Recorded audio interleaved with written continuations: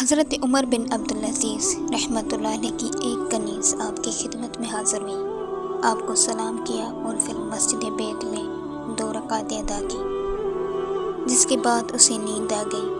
نیند ہی کی حالت میں وہ رونے لگی اور پھر بیدار ہو کر حضرت عمر بن عبدالعزیز رحمۃ اللہ علیہ کی خدمت میں عرض گزار ہوئی: اے امیر المومنین، اللہ پاک کی قسم، میں نے ایک عجیب خواب دیکھا ہے۔ آپ نے پوچھا وہ کیا ہے؟ کنیز نے عرض کی، میں نے دیکھا کہ دوزخ جہنمیوں پر بھڑک رہی ہے، پھر پل صراط کو لا کر دوزخ کی پشت یعنی پیٹھ پر رکھا گیا۔ آپ نے پوچھا پھر کیا ہوا؟ اس نے عرض کی، خلیفہ عبد الملک بن مروان کو بلایا گیا اور وہ پل صراط پر چلنے لگا۔ ابھی تھوڑا ہی چلا تھا کہ پل صراط الٹ گیا اور وہ جہنم میں جا گرا۔ آپ نے فرمایا پھر کیا ہوا؟ کنیز نے کہا، پھر خلیفہ ولید بن عبد الملک آ کر پل صراط پر چلایا گیا۔ اس نے تھوڑا ہی فاصلہ طے کیا تھا کہ پل صراط الٹ گیا اور وہ دوزخ میں گر گیا۔ آپ نے پوچھا پھر اس کے بعد کیا ہوا؟ اس نے عرض کی، پھر خلیفہ سلیمان بن عبد الملک کو لایا گیا اور وہ بھی پل صراط پر چلنے لگا، لیکن تھوڑا ہی چلا تھا کہ پل صراط الٹ گیا اور وہ بھی دوزخ میں جا گرا۔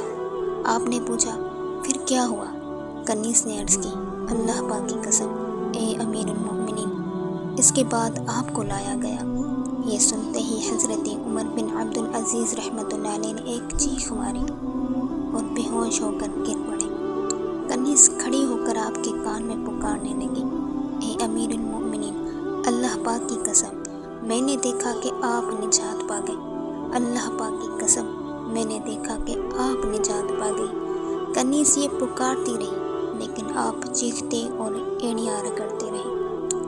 اللہ اکبر! ناظرین، دیکھا یہ اللہ والے اللہ پاک سے کتنا ڈرتے تھے اور آج ہمارا حال کیا ہے۔ اللہ معافی دے، اللہ ہم سب کو معاف فرمائے۔ اور ایک بات یاد رکھی گیا کہ غیر نبی کا خواب شریعت میں حجت یعنی دلیل نہیں۔ کنیز کے خواب کی بنیاد پر ان خلفاء کو ہرگز جہنمی نہیں کہہ سکتے۔ اللہ پاک ان خلفاء کا حال جانتا ہے۔